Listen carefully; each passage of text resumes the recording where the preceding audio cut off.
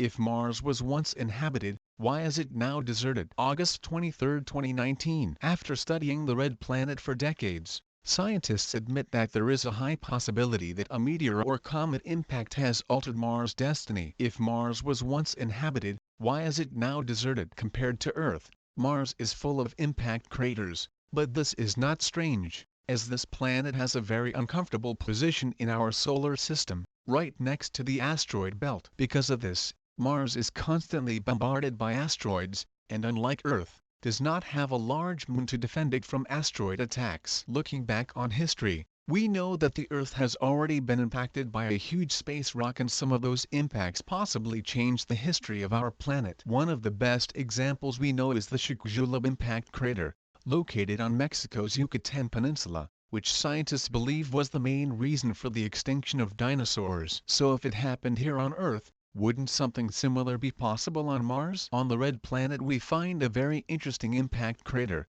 located in the Lyot region, and it is approximately 200 kilometers in diameter. The area of this crater tells us how powerful the impact was, and it could be a major cause of why Mars is a desert today. This comet impact may have caused a deep disruption in the planetary system of Mars. It would have been an absolutely devastating climate change event for the planet. So was it possible that long before it had lost its atmosphere, Mars harbored life, even civilizations that called Mars their home? These are just some of the questions that should be clarified. On July 20, 1976, after a 10-month journey, the Viking I spacecraft reached its destination, Mars. The images that Viking sent back to Earth were spectacular, and some of them showed that Mars was not so different from Earth. Some regions of Mars looked like places on Earth, such as Death Valley. The story of the Viking I spacecraft gets interesting after it has run several tests looking for life on the red planet. Viking I returned controversial results. Dr. Gil Levin designed one of the tests that the Viking probe performed,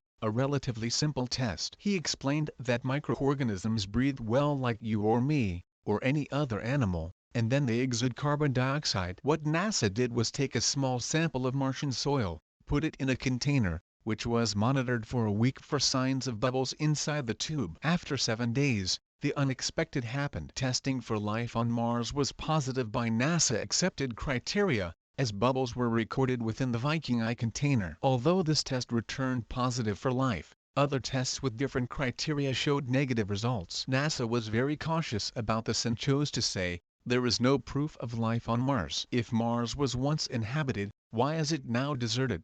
Some scientists suggest that Mars may have had an Earth-like atmosphere, and it was annihilated 65 million years ago. Adding to the suggestion, ideas have been formed in the past that show the possibility that a civilization once inhabited Mars has fled to Earth looking for shelter. So does this make us the Martians we desperately try to find? Some scientists say they have found strong evidence of lost civilizations on the red planet, and in fact they believe they may have found a nuclear signature in the Martian atmosphere, which matches Earth's after a nuclear test. According to scientists, there are large traces of xenon-129 on Mars, and the only known process that produces this element is a nuclear explosion. Is this just another coincidence that shows how similar Mars is to Earth? Or is this fact providing evidence that Mars was very different in the past?